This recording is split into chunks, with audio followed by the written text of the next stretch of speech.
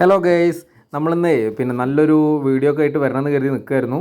അപ്പോൾ പെട്ടെന്നൊരു സംഭവം ഉണ്ടായി വീട്ടിൽ. ഞങ്ങളൊരു ഷോർട്സ് ഷൂട്ട് ചെയ്തുകൊണ്ടിരിക്കുകയായിരുന്നു. അപ്പോഴേ നമ്മുടെ വിച്ചൂട്ട് സ്റ്റൂളിൻ്റെ മുകളിൽ നിന്ന് പെട്ടെന്ന് അങ്ങോട്ട് മറിഞ്ഞു വീണ് താഴോട്ട്. അപ്പോൾ അവൻ്റെ ചുണ്ടൊക്കെ പൊട്ടി, രണ്ട് പല്ല് ചുണ്ടിൽ താഴ്ന്ന് നല്ല മുറിവായിട്ടുണ്ടായിരുന്നു. അവൻ അങ്ങനെ കൂടുതലായിട്ട് കരഞ്ഞതൊന്നുമില്ല. ഞങ്ങൾ നേരെ എടുത്ത് അങ്ങോട്ട് ആശുപത്രിക്ക് ഓടി. അവനതിൻ്റെ തരിപ്പിലാണ് തോന്നുന്നത്, വലിയ വേദനയൊന്നുമില്ല. പിന്നെ ആൾ അത്രയും വേദന ഉണ്ടെങ്കിലേ അറിയുള്ളൂ.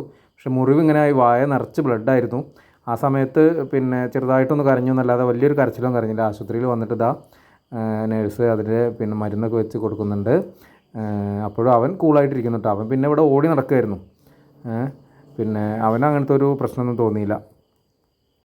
ആശുപത്രിയിൽ വന്നിട്ടേ അവന് നഴ്സുമാരൊക്കെ ഓടി നടക്കുമായിരുന്നു അവൻ്റെ പുറകെ. അവനെ കിട്ടണ്ടേ അതൊന്നും ചെയ്യാൻ വേണ്ടിയിട്ട്. അവന് കുഴപ്പമൊന്നുമില്ല.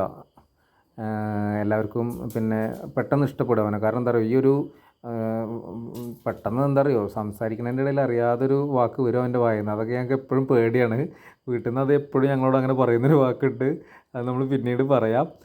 ഇതുണ്ടോ വായിൽ മുറിവ് ഉണ്ടോ, നല്ല കണ്ടോ, രണ്ട് പല്ല് താഴ്ന്നിട്ടുണ്ട് അങ്ങോട്ട്. ഞങ്ങൾ പേടിച്ച് പോയി. അതിൻ്റെ മുറിവ് പുറത്തേക്കും കണ്ടിരുന്നു. അപ്പോൾ ഉള്ളിൽ നിന്ന് ഇങ്ങോട്ട് തുള വീണോ എന്നുള്ള പേടിച്ചിട്ട് ഞങ്ങൾ വേഗം എടുത്ത് ആശുപത്രിയിൽ പോയതാണ്.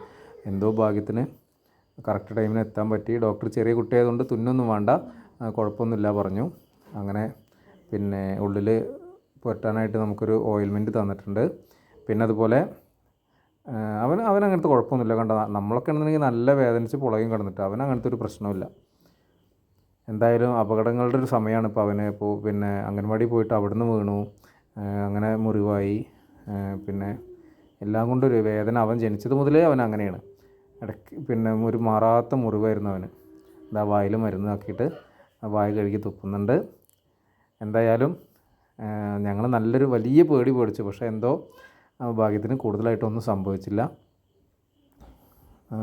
അവൻ ഇല്ലെങ്കിൽ ഇവിടെ ഒരു വീട് ഉറങ്ങിയ പോലെയാണ്.